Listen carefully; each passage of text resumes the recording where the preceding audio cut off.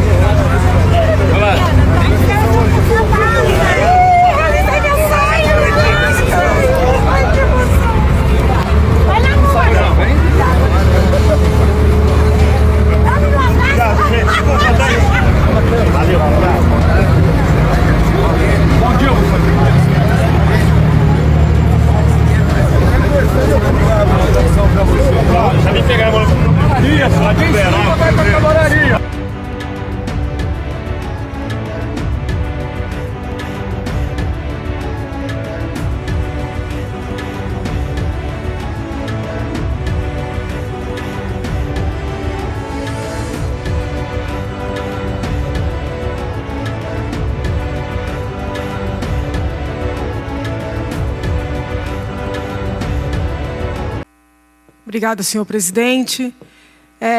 Eu queria chamar a atenção no bom sentido, né, na primeira intervenção falei de questões internas aqui, agora gostaria de falar um pouquinho da situação nacional. Eu tenho assim, uma grande preocupação com algumas decisões que vêm sendo prolatadas, que são decisões que impactam de maneira muito profunda o direito de expressão e de manifestação, e são decisões que vêm sendo aplaudidas, em regra, vou utilizar uma expressão não jurídica, pela torcida adversária do impactado. Então, há alguns dias, acho que no final da semana passada, o ministro Alexandre de Moraes determinou a colocação de uma tornozeleira eletrônica no deputado federal Daniel Silveira. E por quê? Porque ele esteve aqui na porta da Assembleia, numa manifestação, eu não consigo me lembrar o assunto agora, mas uma manifestação pacífica, tão pacífica que nós que estávamos trabalhando, nem tomamos conhecimento, não teve algazarra, não teve quebra-quebra, não teve gritaria, não teve nada. Então, Janaína, mas lá atrás o deputado gravou um vídeo, o deputado exorbitou. Eu realmente não corroborei o vídeo que o deputado gravou. Sempre disse e digo que as críticas devem ser feitas de maneira urbana, de maneira respeitosa, sem adjetivos, sem frases que possam ser consideradas ameaçadoras. Então, não estou aqui defendendo o vídeo, mas não me parece razoável que uma manifestação, por mais inadequada que seja, além da prisão, além de várias restrições, agora enseje que um deputado, em ano eleitoral, utilize uma tornozeleira eletrônica, sendo que não houve nenhum tipo de imputação a ele de desvio de verbas, de ato de corrupção, de solicitações indevidas. E o que acontece? Como o deputado Daniel Silveira é um bolsonarista daqueles mais aguerridos, quem está do outro lado aplaude.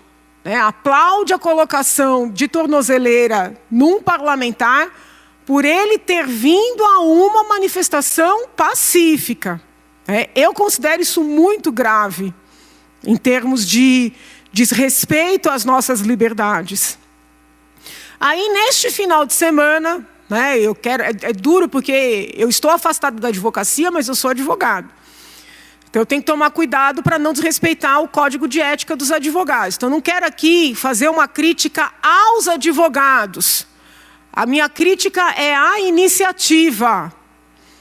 O Partido Liberal, ao qual o presidente se filiou, propôs uma ação perante o Tribunal Superior Eleitoral para proibir que artistas se manifestassem durante um festival de músicas que aconteceu no fim de semana, ou está acontecendo, porque alguns artistas falaram o nome de um candidato, ou falaram contra outro candidato, ou apresentaram bandeiras de candidato, pré-candidato, porque, muito embora todos saibam que são candidatos, não se pode falar candidato.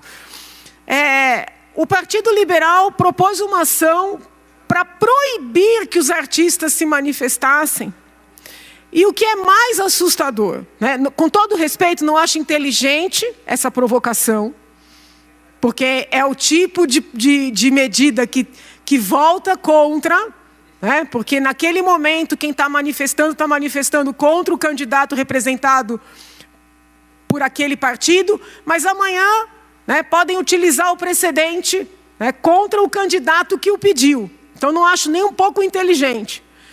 Mas, além dessa falta de estratégia, com todo respeito, o ministro deu a liminar. O ministro deu a liminar dizendo que um artista falar bem ou mal de pré-candidato seria pré-campanha. Meu pai, pré-campanha só se aplica para os potenciais candidatos. Não existe pré-campanha de cidadão eleitor, por mais conhecido e famoso que seja. Né? Não é porque o cidadão é artista que ele perde a sua condição de cidadão. Não tem lei nenhuma que proíba um artista, um jornalista, um formador de opinião, um religioso, de se manifestar, de expressar sua opinião política, eleitoral. Nós podemos até... Vossa Excelência me concede um minuto só para finalizar o raciocínio? Nós podemos até fazer uma reflexão sob o ponto de vista da adequação. Porque quando um artista se apresenta, ele se apresenta para uma coletividade. E com certeza naquela coletividade há eleitores dos mais diversos candidatos, das mais diversas linhas ideológicas. Então nós podemos ponderar, é adequado que o artista faça dessa forma? Mas é o público dele que vai avaliar. Eu particularmente não considero adequado, porque me parece que é um desrespeito para com aqueles que estão ali, com o intuito de se divertir, que de repente pensam de forma diferente. Mas aí é uma questão de adequação, não de ilicitude, não de afronta à legislação eleitoral. Como se amanhã a pessoa vai numa missa, vai num culto, e o líder faz algum tipo de comentário. Eu entendo que é inadequado, porque ali entre os fiéis há pessoas que pensam de maneiras diferentes. Mas entre ser inadequado e ser uma ilegalidade, uma ilicitude passível de proibição, de multa, vai uma distância enorme. E aí, aqueles que defendem a liberdade de expressão, de manifestação de Daniel Silveira, do deputado, aplaudiram essa excrescência. Desculpa, não tem outro termo para isso. Então, o que está faltando nesse momento é um pouco de ponderação, um pouco de distanciamento, e muito de justiça. Porque nós vamos abrindo portas para essas intervenções do Estado, para essas proibições. Nem entro no mérito da suspensão do Telegram. Mas percebam os senhores que nós estamos num crescente de cessação dos nossos direitos, das nossas liberdades. Então o que eu venho pedir aqui à esquerda, à direita, a quem ainda não se decidiu, a quem criou outra terminologia para se apresentar, não importa. É que procurem exercitar a alteridade, colocar no lugar do outro, trocar os agentes envolvidos e perceber que toda a restrição do direito de liberdade de expressão e manifestação, sobretudo pacíficas, toda restrição fere a democracia, fere a república e fere cada cidadão. Hoje a decisão está contra aquele, mas pode ser contra o outro no dia seguinte, e é o que nós estamos vendo. E isso é muito ruim. Nunca imaginei testemunhar tamanho retrocesso. Muito obrigada, senhor presidente.